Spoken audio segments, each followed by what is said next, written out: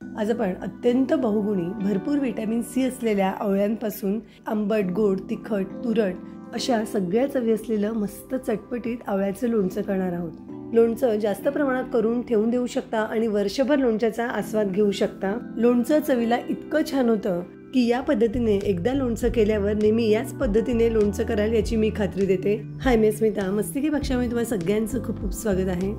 तर लोणचं करण्यासाठी इथे मी मस्त हिरवेगार ताजे अर्धा किलो आवळे घेतलेले आहेत। मोजल्यावर 25 आवळे होते। आवळे व्यवस्थित धुवून पाण्याचा अंश अजिबात न ठेवता कोरडे पुसून घेतलेले आहेत। हे आवळे मी आता एका चाळणीत ठेवलेले आहेत आणि चाळणीत आपण याला वाफवून घेणार आहोत। आवळे असे वाफवून घेतल्यामुळे लोणचं न मुरता ताजं खाल्लं तरी छान लागतं। तर वाफवून घेण्यासाठी 1 ते 1.5 ग्लास पाणी एका भांड्यात ठेवलं आहे। यावर झाकण ठेवते म्हणजे पाणी लगेच गरम होईल। पाण्याला छान उकळी आली की यावर आपण आवळ्यांची चाळणी ठेवून देऊ आणि आवळे आपल्याला 15 मिनिट छान वाफवून घ्यायचे आहेत। यावर मी झाकण ठेवते आणि 15 मिनिटांनी आपण चेक करूया।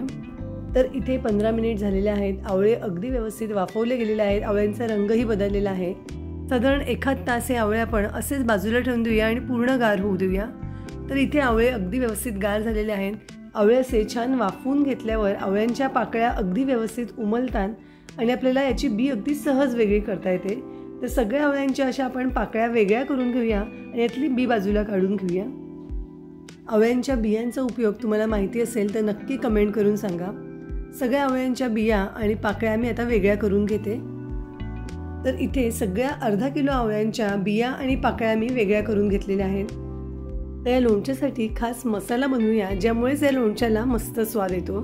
तर इथे मी एका कढईत 2 चमचे धणे घेतलेले आहेत, 1 चमचाभर जिरं घेतलेलं आहे, 1 चमचाभर बडीशोप घेतलेली आहे, अगदी थोडे म्हणजे पाव चमचा मेथी दाणे घेतलेले आहेत, 5 लवंगा घेतलेल्या आहेत, 1 इंच दालचिनीचा तुकडा घेतलेला आहे, 10-12 मिरी दाणे घेतलेले आहेत।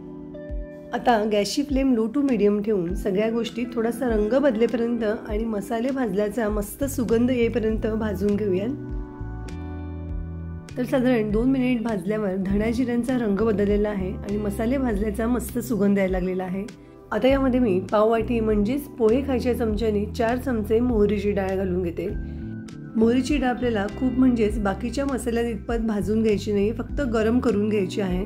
म्हणूनच साधारण 1 मिनिट ही डाळ आपण बाकीच्या मसाल्यांसोबत परतून घेऊया म्हणजे यामध्ये मॉइश्चर असेल तर ते कमी होईल आणि लोणचं बरेच दिवस टिकेल। तर 1 मिनिट मोहरीची डाळ ही मी भाजून घेतलेली आहे। गॅसची फ्लेम बंद करते आणि सगळे मसाले गार होण्यासाठी एका ताटात काढून घेते। सगळे मसाले बऱ्यापैकी गार झालेले आहेत। मिक्सरमधून याची आपण पावडर करून घेऊया। खूप अगदी बारीक पावडर करायची नाहीये, किंचित जाडसर असेल तरी चालू शकतं। तर मिक्सरमधून मी याची अशी पावडर करून घेतलेली आहे। इथे आपला लोणच्याचा मसाला तयार झालेला आहे।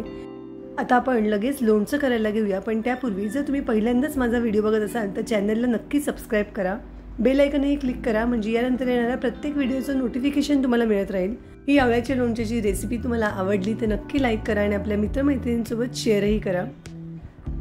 तर हे लोणचं करण्यासाठी एका कढईत मी मेजरिंग कपने अर्धा कप तेल घेतलेलं आहे। हे लोणचं करताना शक्यतो स्टीलचीच कढई घ्यायची।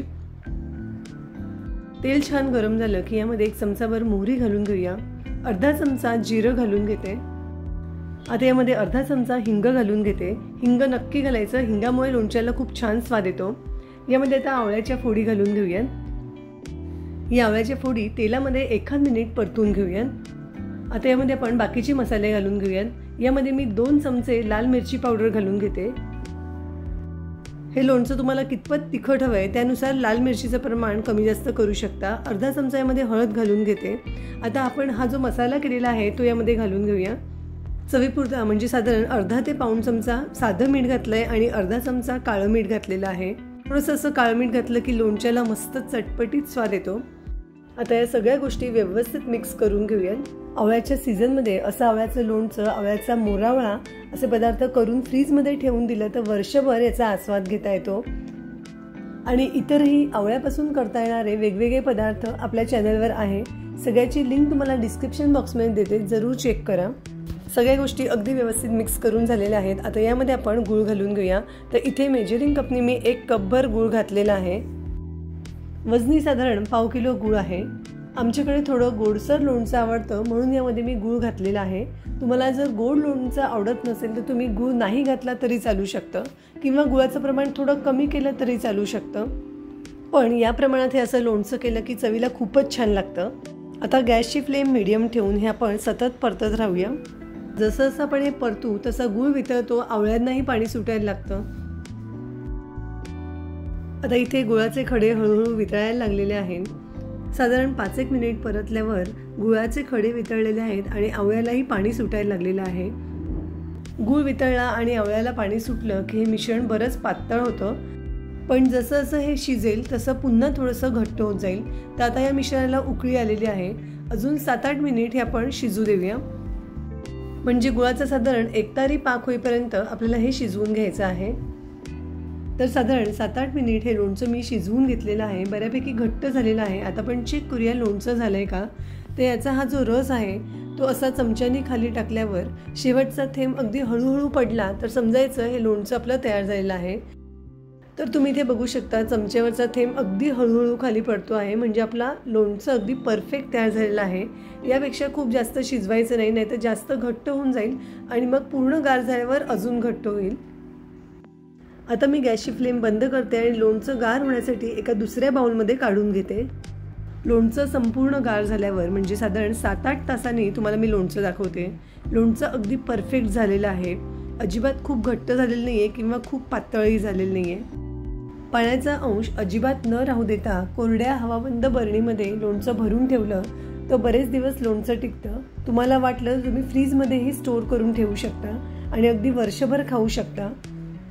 रोज जेवताना एक चमचाभर हे लोणचं घेतलं तर जेवणाची लज्जत तर नक्कीच वाढेल, पण आरोग्यदायी असा आवळाही खाल्ला जाईल।